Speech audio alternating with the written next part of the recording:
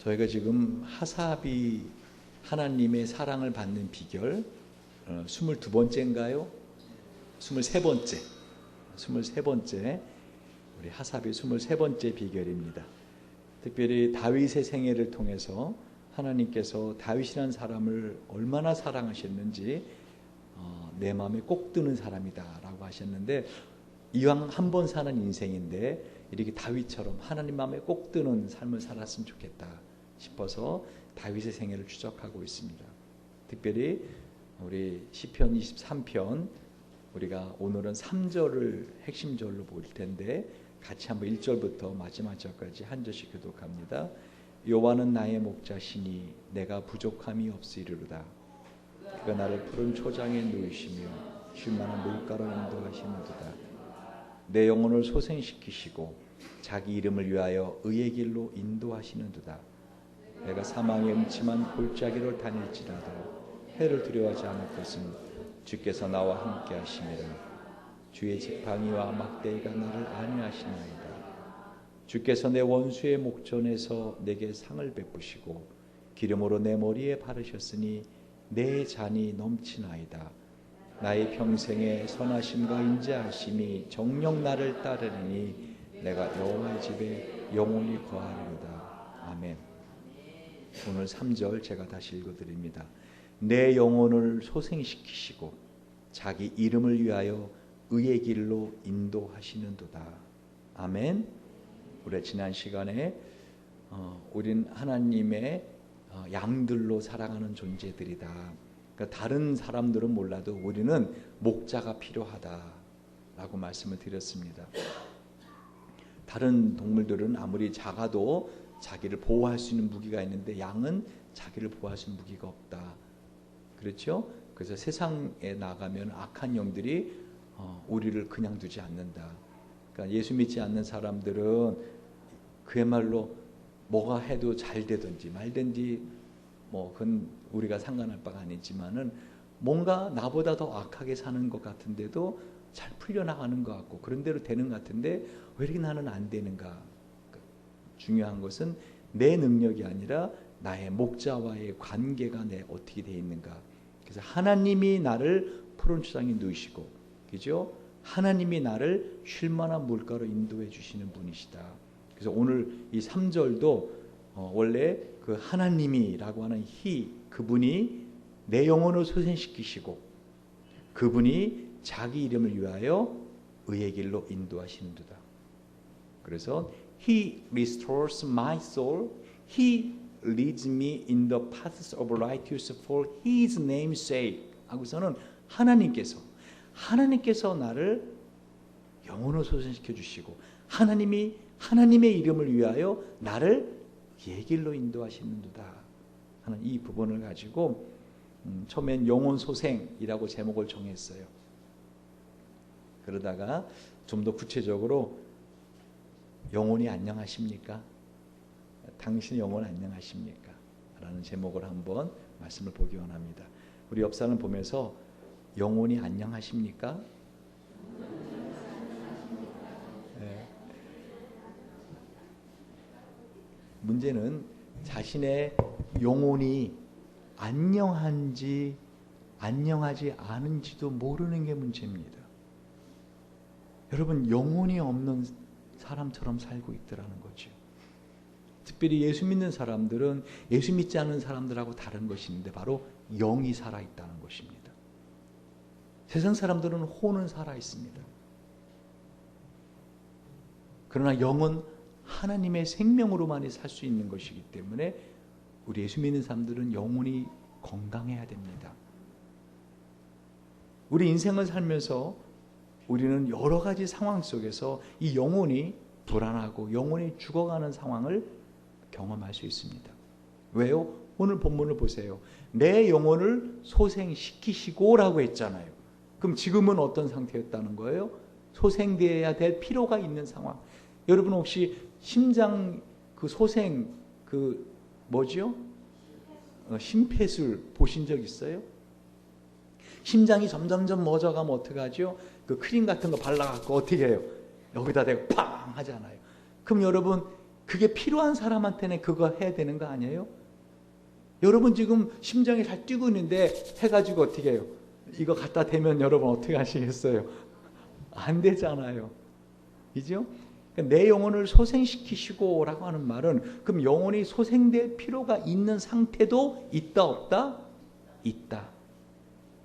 우리가 사방으로 우겨쌈을 당하여도 쌓이지 아니하며 답답한 일을 당하여도 낙심하지 아니하며 핍박을 받아도 버림받지 아니하며 거꾸로 트림을 당하여도 망하지 아니하고 고린도후서 4장 8절 9절에 사도 바울은 뭐라고요? 우리가 인생을 살면서 우겨싸움을 당할 일이 있다 없다? 있다. 답답한 일을 당할 일이 있다 없다? 있다. 근데도 낙심하지 말고 핍박받을 일도 있고 거꾸로 트림을 당해도 망하지 않는 비결이 있는데 그 비결이 뭐냐는 거예요.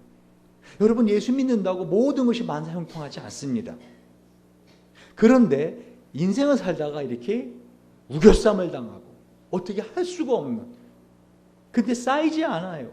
답답한 일을 당해도 낙심하지 않아요. 핍박을 받아도 버림받지 않아요. 거꾸로 틈을 당하지 아니하고 망하지 아니하는 비결이 있는데 그게 뭐냐? 바로 그 앞절 고린도서 4장 7절에 있는 말씀이 비결입니다. 우리가 이 보배를 질그릇에 가졌으니 이는 능력의 힘이 큰 것이 하나님께 있고 우리에게 있지 아니함을 알게 하려 함이라. 다시 말하면 저와 여러분은 어떤 존재라는 거예요? 질그릇. 여러분 질그릇 아세요? 항아리. 그거 깨지기 쉽습니다. 누가 톡 치기만 해도 금이 쭉쭉 갑니다. 그렇죠? 여러분 우리의 마음은요, 우리의 심령은, 우리의 육체는 질그릇 같아요. 그런데 중요한 것은 이 항아리같이 연약하고 보잘것없는 우리지만 우리 안에 뭐가 있다는 거예요? 보배 되신 주님, 보배 되신 예수 영, 성령 하나님이 계시다. 여러분 항아리 안에 다이아몬드가 가득 쌓여 있잖아요. 그럼 그 항아리 뭐라 그래요? 네?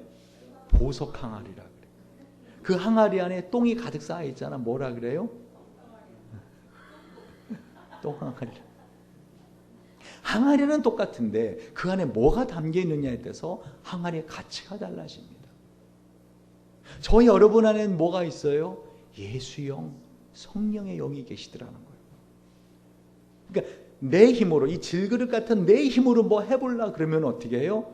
깨어지는 것밖에 없어요.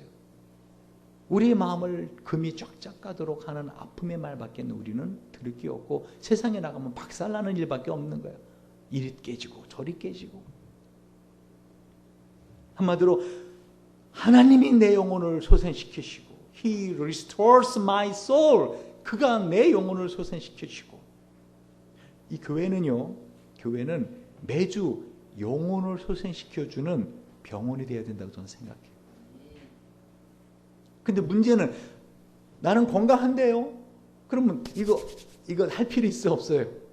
없어요. 근데 문제는 영혼이 지금 헐떡헐떡 죽어, 심장이 점점 더 멎어가. 그런데 어떻게 나는 건강한데요.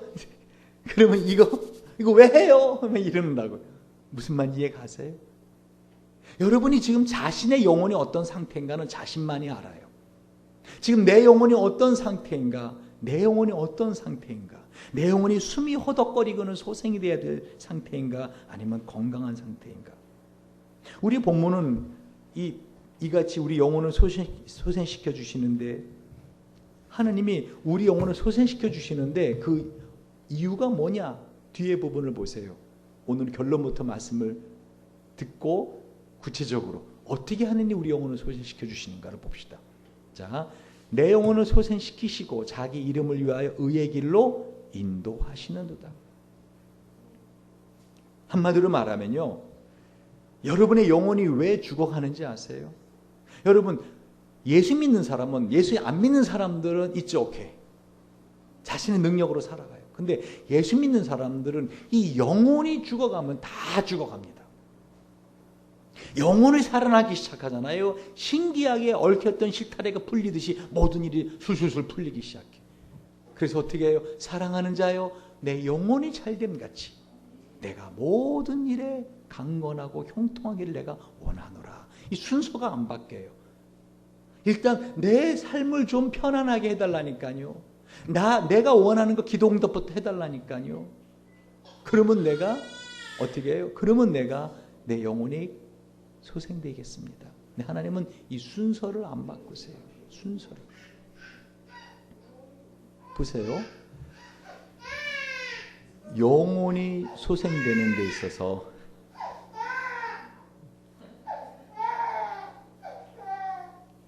아기가 울 때는요, 이유가 있는 거예요. 그렇죠? 아기가 울 때 이유가 있는 거예요. 누가 꼬집었거나 팔을 꺾었거나 배가 고프거나 그러니까 뭔가 이유가 있는 거예요. 문제는 여러분의 영혼은 저 이음이처럼 아프다고 앙앙 하지도 못하고 그냥 시들시들 죽어가고 있는 상태는 아니냐고 말씀을 드리는 겁니다. 근데 하나님 우리 영혼을 소생시켜 주시는데 그 하나님의 이름을 위해서 우리를 의의 길로 인도해 주신다. 잘 들어보세요. 영혼이 소생되는 것과 의의 길로 인도되는 것이 어떻게 해요? 같이 쌍으로 돼 있어요. 그러니까 여러분의 영혼이 한마디로 죽어가는 이유, 여러분의 영혼이 점점 시들어가는 이유가 뭐라는 거예요? 죄 때문이라는 거예요. 죄 때문이라는 거예요. 그러니까 우리 영혼을 소생시켜주는 이유, 그건 어떻게 하나님의 이름을 위해서 우리를 의의 길로 인도해 주신다는 거예요.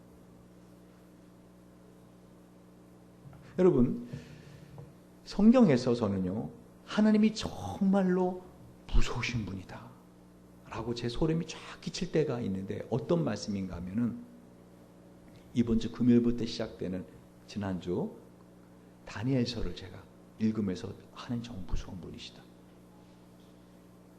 어떤 분이신가 하면은 하나님은 하나님이 택한 사람들 있죠. 이스라엘 백성.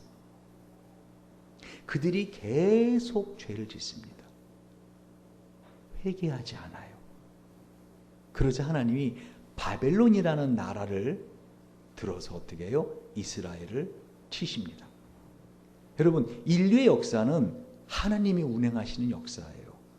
그래서 역사를 영어로 history. 뜻이 뭐예요? His story.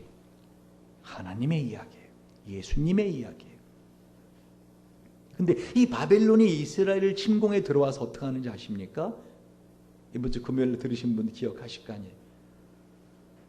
성을 점령하고 심지어는 예루살렘 성전, 하나님의 성전 안에 있는 그 기구들을 가져다가 어떻게 해요? 자신들이 섬기는 신들의 묘지 옆에, 묘지 안에 있는 창고에다가 하나님의 성전 안에 있는 이 기물들을 가져다가 갖다 놓습니다. 근데 하나님 침묵하세요. 이 무서우신 분이세요. 이게 왜 무서우신 분인가? 여러분 혹시 기억하세요? 예전에 블레셋 사람들이 이 하나님의 법궤를 가져갔습니다. 전쟁이 이겨가지고 뺏어갔어요. 그때는 어떻게 됐죠? 그 법궤를 어디다 갖다 놨어요? 자신들이 섬기는 신 다곤 신상이 있는 신전에 갖다 놨더니 다음날 아침에 보니까 다곤 신의 손목과 발목이 끊어져 있었잖아. 그러니까 이들이 그 다음부터 문지방은 안 밟아요. 그래서 그 다음에 세워놨어. 다시 손목 발목 붙여놨는지 모르겠어요. 세워놨어. 그때 다음날 보니 어떻게 해요? 목이 끊어져 있어요. 그들이 이거 이상한 일이다 라고 하는 순간 그 사람들이 전염병으로 죽어가기 시작합니다. 하나님 그런 분이세요. 하나님 살아계세요. 심지어는 이 하나님의 성전에 대제사장만 지성소에 들어갈 수 있는데 함부로 들어갔던 사람들이 어떻게 해요? 급사를 해 죽어버립니다. 문두병이 들어버리고. 하나님 살아계시는데 세상에 그 하나님의 성전에 이방의 장군이 와서 하나님의 성전에 있는 기물을 가져가는데 아무 일도 안 일어나. 이방신의 신전의 묘지에다가 창고에다 갖다 놨는데 아무 일도 안 일어나. 이거 무서우신 분이세요. 무슨 말이세요? 하나님은 당신의 사랑하는 백성을 바로 잡기 위해서 당신의 얼굴에 침을 뱉어버리게 하시는 거예요. 그러니까 당신이 사람들이 어떻게 말했어요? 이스라엘이 믿는 하나님?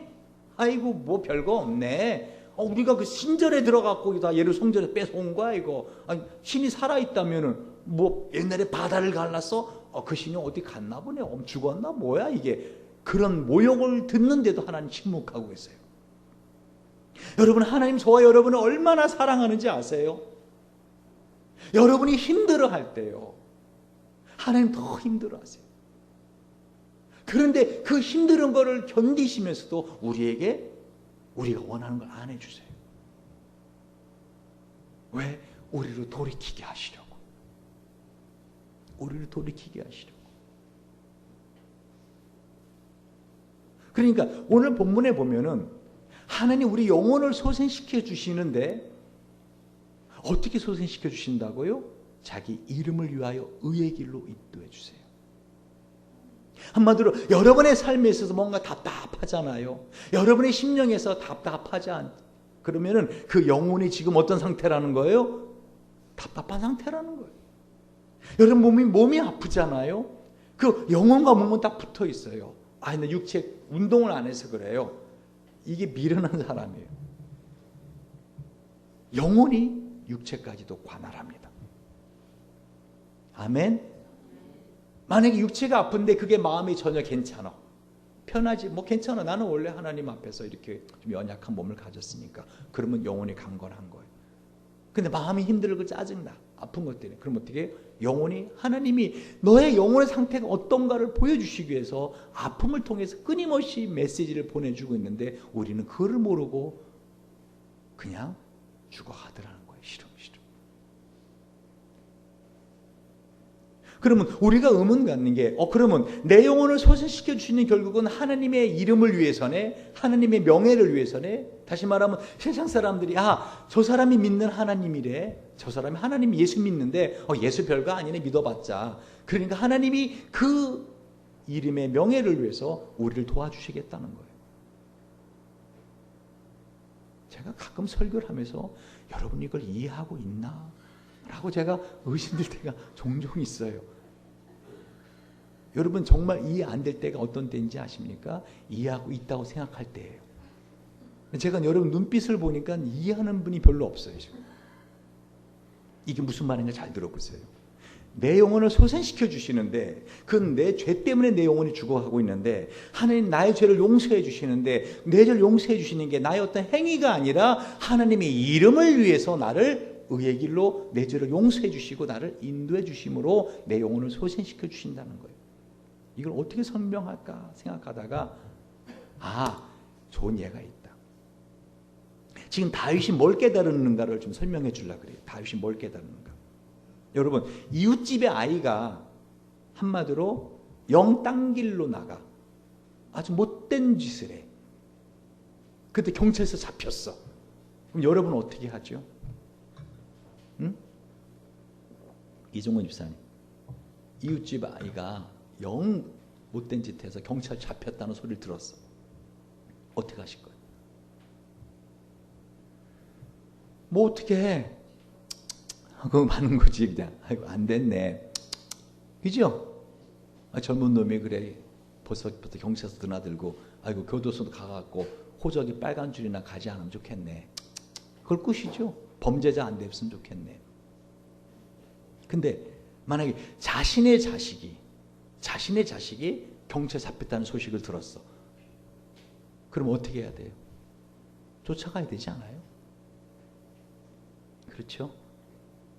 그리고는 어떡합니까? 일단 경찰에서 끄집어내야 될 거 아닙니까? 형무소로 넘어가서 교도소 가서 호정에 빨간 줄 가면 안 되잖아. 그죠? 죄수가 되면 안 되잖아. 가서 손이 발이라도 빌어야 될 거 아니에요. 제가 자식을 잘못 교육시켜서 제가 잘못했습니다. 저를 봐서라도 이 자식 한 번만 용서해 주십시오. 그게 부모 아닌가요? 그리고 이제 경찰이 네 그래요. 그러면은 자녀 데리고 나가십시오. 그럼 그 자녀가 어떻게 생각을 해야 돼? 나 교도소에서 경찰에서 끄집어낸 거 아버지가 내가 혹시 죄수되고 호적이 빨간 줄 가면 자기 이름 명예가 실추될까봐 자기 때문에 날 끄집어냈지 뭐 나를 뭐 사랑한 건가? 이렇게 생각하는 자식은 어떻게 해야 돼? 비 오는 날 먼지나도 두둑에 패야 돼. 지금 다윗이 뭘 말하는지 아세요? 다윗도 그러니까 영혼이 소생이 필요한 어떤 상태가 있었다 없었다? 있었다는 거예요. 근데 하나님이 자기의 죄를 용서해 주시고 자기를 의의 길로 인도해 주시는데 그 이유를 가만히 보니까 뭐예요? 자기가 어떤 한 게 아니라 하나님 나라를 사랑하신다는 거예요. 여전히 이해를 못 하시는 것 같아요. 지금 하나님이, 잘 들으세요, 하나님이 저와 여러분을 사랑하시는데 여러분에게 어떤 어려움을 주셨단 말이에요. 뭔가 사는 게 시원하지가 않아. 뭔가 사는 게 삶에 힘이 없어. 뭔가 몸이 아프든지 마음이 힘들든지 상황이 어렵든지 하여간 사는 게 아니야. 그럼 그거를 통해서 하나님이 뭐를 우리에게 원하시는가? 내 영혼이 소생됨을. 할렐루야. 내 영혼이 소생됨을. 하나님 우리 영혼을 소생시켜 주시는데 어떻게 소생시켜 주세요? 내 죄를 용서해 주심으로. 근데 그 죄를 용서해 주는 이유가 뭐예요? 하나님의 자녀이기 때문에. 오늘 본문에 보면 이 선한 목자의 양이기 때문에. 선한 목자의 양이기 때문에. 지금 다윗은 뭐를 깨달았는가 하면요, 자기가 한마디 인생을 살면서 자기 뒤를 돌아보니 자기의 영혼이 헐떡거리던 때가 있었다는 거예요. 근데 그때마다 하나님 나를 살려주시는데, 그때마다 내 영혼을 소생시켜 주시는데 이유가 뭐야? 하나님이 거라는 건, 내가 하나님의 것. 야, 내가 하나님의 것이구나. 내가 하나님의 양이구나. 내가 하나님의 자식이구나. 하나님 나를 사랑하시는구나. 이걸 깨닫고 다윗은 내 영혼을 소생시키시고, He restores my soul. He leads me in the paths of righteousness for His name's sake. 하나님이 내 영혼을 소생시키시고 하나님의 이름을 나를 의의 길로 인도하시는구나. 할렐루야. 그러니까 우리가 인생을 살아가면서 어려움이 있을 때 우리는 그 상황을 어떻게 해결해야 될까? 이걸 어떻게 하면 좋을까? 우겨쌈을 당할 때 어떻게 벗어날 수 있을까? 거꾸로침을 당할 때 어떻게 하면 다시 한번 일어나 볼 수 있을까? 가 아니라 뭐예요? 첫 번째 할 일이 내 영혼을 소생시켜 주소서. 그리고 하나님 앞에 나아가서 당당하게 하나님 좀 살려주시옵소서 라고 하시는 관계가 되어 있다는 겁니다. 관계가. 할렐루야. 이웃집 아이가 교도소 가서 경찰서 갔는데 저한테 전화 와서 나 좀 빼내줘야 될 거 아닙니까?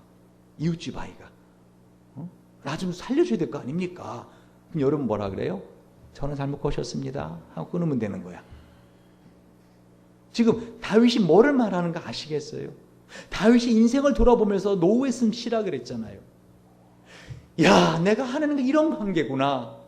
내 영혼이 점점 죽어가는 걸 하나님은 안타까워하시고 그냥 두지 아니하시고 내 영혼을 소생시켜 주시는 그런 관계구나.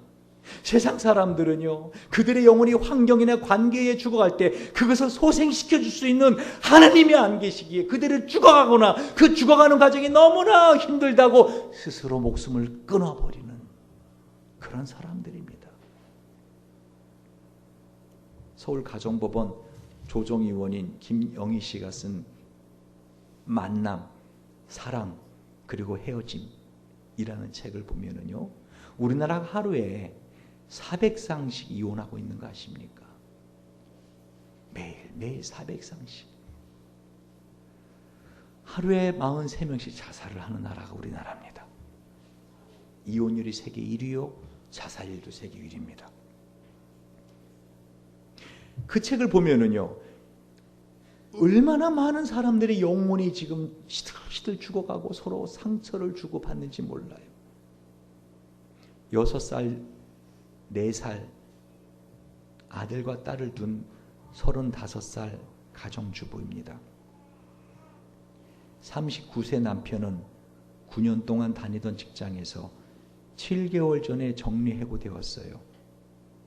하루아침에 직장을 잃은 남편은 한동안 괴로워하다가 마음을 잡고 직장을 구하러 여기저기 다니더니 여의치 않자 이제는 집에만 있으면 온갖 신경질을 부리고 화가 나면 안 하던 손찌검까지 합니다. 직장 구하기가 하늘의 별 따기만큼 어렵다는 것을 저도 잘 알고는 있지만 날마다 집에서 빈둥거리며 놀고 있는 남편을 보면 속이 터져 미칠 지경입니다. 직장에 다닐 때는 능력 있다고 인정받던 사람이 왜 저렇게 무능한 사람이 되어가는지 모르겠어요. 처음에는 저도 남편이 직장에서 억울하게 부당한 해고를 당했다는 생각으로 분했는데 남편을 믿었기에 얼마간 쉬고 나면 다른 직장을 구할 수 있으려니 생각했었지요. 하지만 시간이 지날수록 남편은 아예 세상을 포기한 사람처럼 하루 종일 잠을 자거나 동네 포장마차에서 술만 먹고 있습니다. 애들하고 살아가려면 무슨 일이든 일자리를 찾아봐야 할 터인데 자포자기 상태에 갈 때까지 가자는 심사인 것 같아요. 이제 저도 지쳐서 차라리 이혼하고 싶은데 막상 이혼을 결심하고 보면 애들이 불쌍해서 마음이 흔들리고 이러지도 저러지도 못하고 있는데 어쩌면 좋아요. 여러분, 세상 사람들은요, 이런 상황 속에서 영혼이 죽어갑니다. 내 속에서 불안해하고 답답해하고 힘들어하며 허덕이다 죽어갑니다. 무엇보다 자신이 지은 죄로 인한 이 죄값인데 이거 문제를 해결을 못합니다. 어떻게 이 죄의 문제를 해결할지 모릅니다. 여러분, 문제는요, 상황이 아닙니다. 지금 여러분 자신의 영혼이 어떤가를 자신이 한번 진단해 보시라는 거예요. 지금 다른 사람을 염려하고 다른 사람 생각할 때가 아니에요. 지금 내 영혼은 어떤 상태인가, 그거를 한번 스스로 진단해 보라는 겁니다. 여러분, 영혼이 죽어가는 이유, 영혼이 어느 정도 건강한가 그렇지 않은가, 저는 가만히 생각을 해보니까요, 이 육체가 죽어가는 거하고 영혼이 죽어가는 거하고 비슷해요. 여러분, 육체가 언제 힘을 잃고 죽어가죠? 여러분, 육체가 힘을 잃고 시들시들 힘이 빠져서 죽어갈 때 첫 번째, 산소가 공급되지 않을 때. 이거 잘 이해가 안 된다? 비닐을 뒤집어 쓰고요, 꼭 잠근 다음에 딱 5분만 있어 보세요. 그러면은 육체가 산소가 필요한 존재구나 하는 거를 허덕허덕거리면 알게 될 겁니다. 5분도 필요 없어요. 한 3분만 한번 그렇게 한번 있어 보세요. 또 그렇다고 또 3분 있지 말고, 그 다음에 또 앰뷸런스 부르고 막 그러지 말고. 산소가 필요해요. 두 번째, 음식이 필요합니다. 여러분, 계속 음식 안 먹어보세요. 어떨까요? 힘이 없죠. 짜증나죠. 그죠? 그래도 계속 안 먹어봐요. 먹을 거 없든지 하여간 몸이 안 좋지. 그럼 어떻게 해요? 하늘이 노래지고 어지러지하고, 그래도 계속 안 먹어봐요. 어떻게 하죠? 꼼짝하기도 싫어. 그래도 계속 안 먹어봐. 어떻게 되죠? 죽어요. 세 번째는요, 운동하지 않을 때. 잘 들으세요. 전 자꾸만 지난주부터 여러분을 금붕어로 보이기 시작하니까 생각을 하며 들으라고요. 무슨 말이에요? 내가 지금 이걸 왜 말해요? 여러분, 내 영혼이 지금 어떤 상태인가 자가 진단해야 되는데, 내 영혼이 어떤 자가 진단해야 되는데 그 영혼의 상태와 육체의 상태가 비슷하더라는 거예요. 그럼 내가 어느 부분에서 지금 내 영혼이 문제가 있구나. 여러분, 육체는 산소를 잘 공급받는데, 음식을 잘 먹는데 뭔가 힘이 없고 문제가 아프다는 것은 다른 데 원인이 있다는 거 아닙니까? 그 다른 데 원인을 찾아내야 하나님 앞에 살려달라고 회복함을 입지 않겠냐는 거예요. 그러니까 내가 어느 부분에 문제가 내 영혼에 지금, 그걸 한번 생각해 보라는 거예요. 운동하지 않을 때. 또 어떤 때 내 몸이 힘들고 아프고 죽어가죠? 바이러스나 신체에 다른 병이 들어올 때, 그죠? 암세포가 생기거나, 그럼 나는 육체가 약해지고 죽어갑니다. 고통스러워집니다. 영혼도 똑같아요. 영혼이 병들고 죽어가는 이유는 기도의 호흡이 혹시 내가 부족하지 않은가? 내가 좀 더 많은 산소의 공급을 호흡을 해야 될 사람인데, 사람마다 다릅니다. 이 심폐 기능이 다르기 때문에 어떤 사람은 그야말로 하루에 30분만 기도해도 그냥 그럭저럭 살아가는 사람이 있어요. 30분도 안 하는 사람은 저는 얘기도 하고 싶지 않고, 하여간에 30분도 안 하고 기도 살아가는 사람들이 있까. 어떤 사람은 1시간을 해야 되고, 어떤 사람은 2시간 해야 되고, 사람마다 달라요. 하나님의 말씀의 양식, 이 육체가 양식을 먹어야 될 사람이 있어요. 전도함으로 육체의 강건함을 하듯이 영적인 강건함이 필요한 사람이 있어요. 왜 내 영혼이 시들어가는가? 어디 부분에 문제가 있는가? 근심과 염려의 바이러스가 들어왔을 수 있다고요. 외부적 환경의 위협이 원인이 될 수 있어요. 그죠? 몸이 어떤 분 눌려 있든지 하듯이 외부적 환경이 내가 어떻게 할 수 없는 상황이 됐을 때 내 영혼은 점점 죽어가더라는 거예요. 설계 황제라고 불렸던 영국의 스펄전 목사님도요, 우울증에 시달렸던 적이 많아요. 그분도 자신의 영혼이 죽어가는 것을 늘 경험했다고요. 그래서 그분은 습하고 일조량이 적은 영국 런던을 떠나서 프랑스 남쪽의 리비에라고 하는 따뜻한 해안 도시에서 요양을 종종 하셨어요.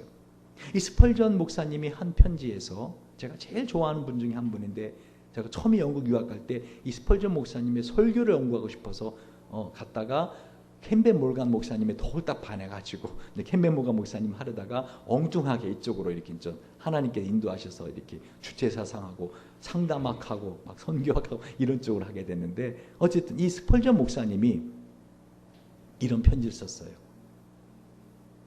나는 완전히 부서진 질그릇처럼 느껴집니다. 많은 밤을 잠자지 못하며 낮에도 눈물을 흘리며 지내고 있습니다. 여러분, 여러분의 영혼이 병들어가는 거, 시들어가는 거, 그럴 수 있어요. 여러분의 삶이 점점 시들시들해져 가는 거, 그럴 수 있어요. 근데 그럴 때마다 그 마음에 자기 자신에 대해 자포자기하거나 세상의 다른 것으로 자기 영혼에 죽어가는 것을 마약처럼 잠시 동안의 즐거움과 쾌락으로 그 영혼에 소생시키기보다는 영혼을 마취하려고 하는 때가 종종 많다는 거예요. 왜? 그런 게 힘드니까.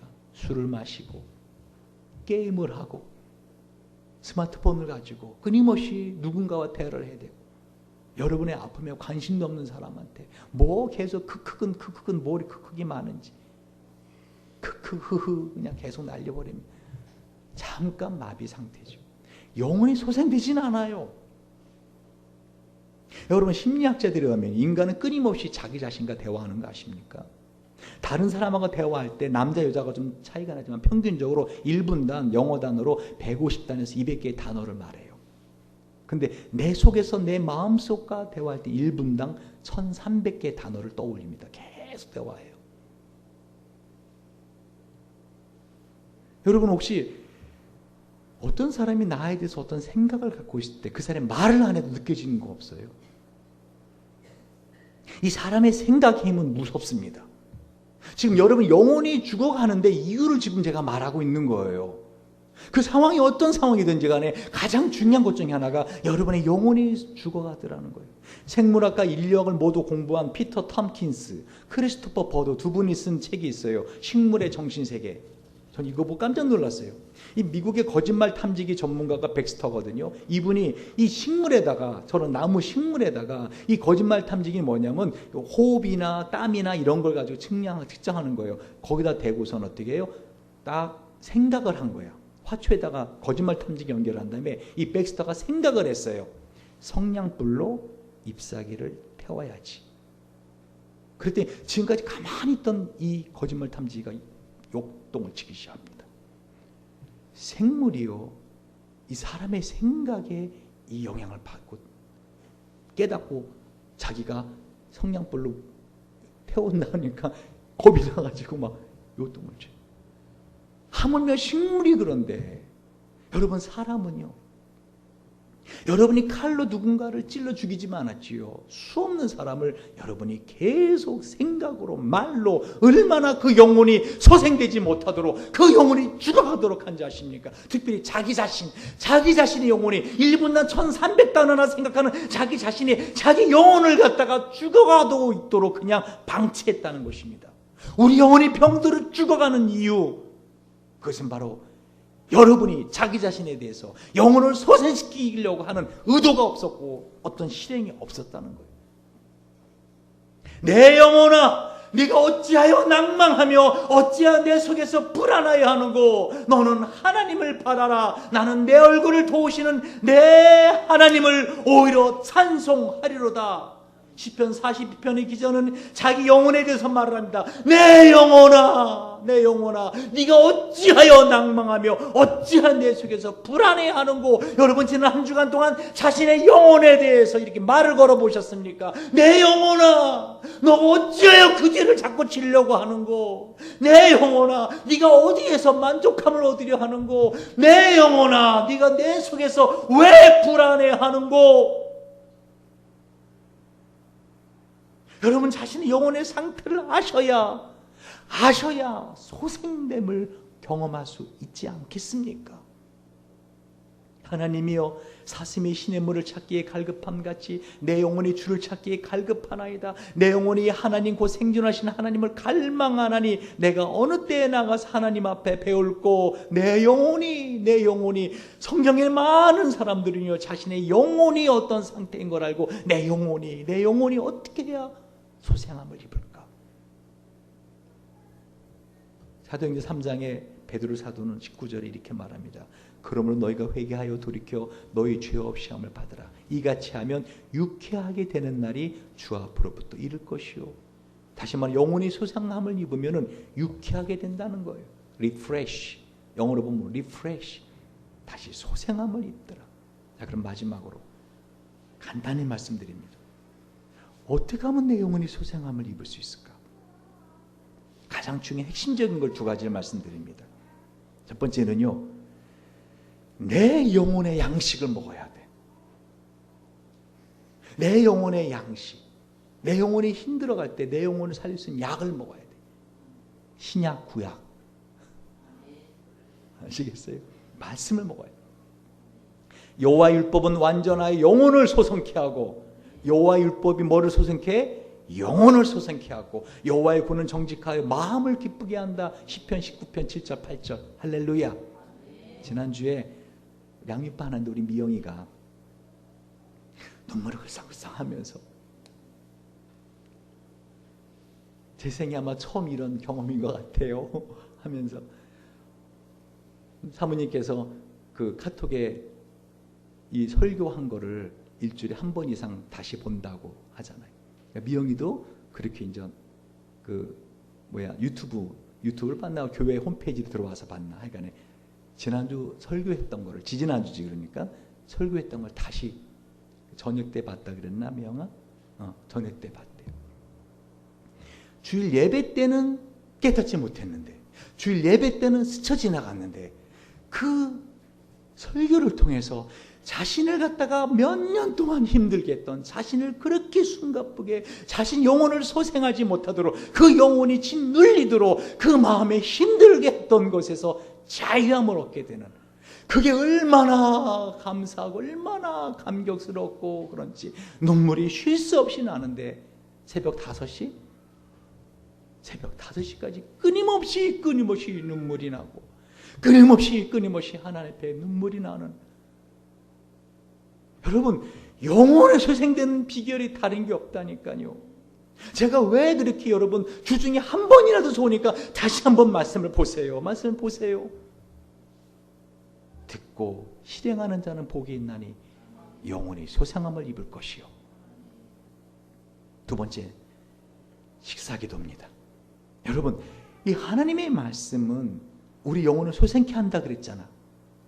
그렇죠? 그런데 하나님은 아예 우리에게 음식을 통해서 우리 영혼을 소생시켜 주시기 위해서 밥을 먹여주는 거라. 진짜 저는 여러분 너무너무 안타까울 때가 뭐냐면, 식사기도를 갖다가 너무 엉터리로 해. 믿지 않고 해. 어떤 분은 그렇게 기도하는 분들이 있죠. 그냥 밥 먹기 전에 눈을 조금 오래 감아.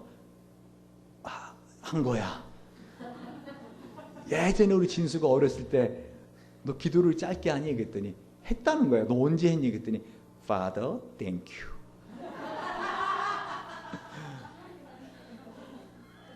여러분, 그건 어렸을 때, 우리 진수 어렸을 때 한 7살인가 어렸을 때 Father, thank you 했다. 여러분, 하나님께서 저와 여러분 영혼을 소생시켜 주시려고 밥을 주시는 거예요. 고린도전서 11장 23절부터 쭉 보시면은요, 이 주님께서 하신 이 말씀, 이것은 너희를 위한 내 몸이다. 이것은 이 잔은 내 피를 세운 새 언약이니 이것을 전하여 먹을 때마다, 마실 때마다, 행할 때마다 나를 기억하. Remember me, 나를 기억하라. 여러분, 이스라엘 사람들은요, 이 떡과 포도주를 매일 하루에 2-3번씩 먹는다고. 왜? 그들은 그게 밥이에요. 그게 음료수예요. 이스라엘은 어떻게 이 물에 석회수가 많아서 이 포도주를 담가서 그거를 마신다고요. 그게 음료수입니다. 그러니까 주님이 아예 저와 여러분에게 영혼을 소생시켜 주시려고 이 밥을 통해서 우리를 살려주시는 거예요. 이거 그냥 먹잖아. 그냥 배고파서 허겁지겁. 그러면 이 개나 돼지나 소나 똑같아. 왜? 이것들은 배고파서 먹어 그냥. 근데 주님은 우리가 밥 먹을 때마다 어떻게 해요? 우리로 하여금 영혼을 소생시켜 주시기 위해서 어떻게 하고 있다는 거예요? 이 기도를 하게 했다는 거예요. 할렐루야. 제가 지난번에 여러분 이 식사기도문을 코팅해 드리면서 식사기도문을 외우십시오. 그리고 이것의 의미를 생각하고 믿고 음식을 먹으십시오. 다시 말하면 따라하세요. 이 음식은 매일 먹는 밥은 눈에 보이는 말씀이다. 우리 예수님께서 이거를 우리에게 우리 영혼을 소실시켜 주시려고 하루에 2번 이상 밥 먹잖아요. 그죠? 저녁은 잘 안 먹잖아. 다이어트 하느라고. 그래도 2번 이상 드시잖아. 그 음식이 그냥 세상 사람처럼 그냥 먹잖아. 그럼 짐승이 먹는 똑같은 거야. 아무 의미가 없어. 근데 그걸 먹을 때마다 주님이 이걸 기억하라고 주님께서 알려주셨단 말이에요. 이게 얼마나 중요한가 하면은요, 주님은요 항상 제자들하고 만날 때마다 어떻게 해요? 먹는 것을 가지고 항상 말씀을 나누셨어요. 심지어 요한계시록 3장도 불신자에게 주신 말씀이 아니에요. 예수 믿는 사람들에게 볼지어다 내가 문 밖에 두드리니 누구든 내 음성을 듣고 문을 열면 내가 그를 들어가 그로 먹고 그는 나로 더러 먹으리라. 주님 먹는 걸 무지 중요시합니다. 공생애 때에도 주님은 항상 먹을 것을 가운데 놓고 제자들에게 하시고, 심지어는요 마지막 때도 누가복음 22장 제자들과 함께 유월절 식사를 먹기를 내가 원하였다. 심지어 부활하신 다음에 먹을 필요가 없는, 음식을 먹을 필요가 없는 몸이 되시는데도 불구하고 처음에 딱 나타나셔서 어떻게 해요? 너에게 먹을 것이 있느냐?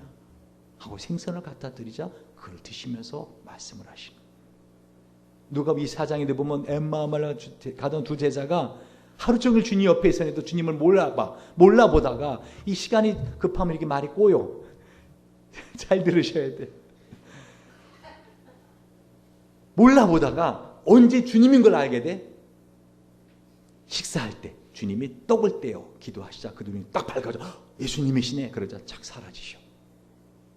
다시 말하면 우리 주님께서는요 고린도 11장에 주신 것은 1년에 2-3번 하는 성찬식 하라고 주신 것이 아니야. 왜? 이것을 먹을 때마다 마실 때마다, 이스라엘은 이걸 먹을 때 마실 때가 늘 먹고 마신단 말입니다. 즉 주님께서 이걸 갖다 우리의 매번 먹는 식사로서의 기도를 알려주신 거라고요. 다시 말하면 요한복음 6장 52절에서 내가 아버지로 인하여 사는 것 같이 나를 먹는 그 사람도 나로 인하여 살리라. 여러분, 저와 여러분을 살릴 수 있는 힘, 내 영혼을 소생시킬 수 있는 힘, 그것은요 밥을 먹을 때 예수의 살과 예수의 피로 믿고 먹을 때 어떻게 해요? 예수가 내 안에 들어오셔서 내 안에 있던 원래 내 살, 내 피는 점점 사라지고, 이 손톱이 자라고 머리카락 자라는 거 잘려서 나가는 것처럼 이 내 안에 예수의 살과 예수의 피로 내 안에 충만하게 되더라는 거예요. 이것을 존 칼빈은 기독교 강요에서 자세히 설명하고 있습니다. 할렐루야. 여러분, 식사할 때 정말 이 식사 기도를 잘 기억하시고 믿고 드시기 바랍니다. 그러면 여러분의 영혼이, 육체만이 아니라 영혼이 살아납니다. 심지어 여러분의 몸에 죽을 병에 걸린 사람도 주님께서 약속하셨어요. 뭐라고요? 너희가 이것을 자신을 돌아보지 않고 먹고 마실 때 약한 자가 있고 병든 자가 있고 잠자는 자가 있더라. 무슨 말이에요? 체질이 건강한 사람이 약해지고 죽을 병에 걸리고 죽은 사람 생기더라는 거예요. 뒤집으면 어떤 말씀이에요? 이걸 믿음으로 기도하고 먹으면 어떻게 돼요? 내가 죽을 병에 걸린 사람도 이 음식을 먹음으로 약이 돼서 내 안에 들어와 예수의 살과 피가 돼서 나를 살려줄 수 있고 내 영혼을 소생시켜줄 수 있는 힘이 어디 있다는 거예요? 그 밥에, 몇 끼 밥에. 아멘. 우리 한번 이 시간에, 저는 이 설교를 준비하면서 정말 하나님, 내 영혼이 어떤 상태인지 알기 원합니다. 내 영혼이 어떤 상태인지 원합니다. 여러분 이 시간 같이 한번 찬양하고 기도할 텐데요. 빈들의 마른 불같이 시들은 내 영혼, 참으로 주님께서 내 영혼을 살려주시옵소서. 다시 한번 살려주시옵소서. 우리 간절히 소원하면서 우리 한번 빈들의 마른 불같이 찬양하고 기도하겠습니다.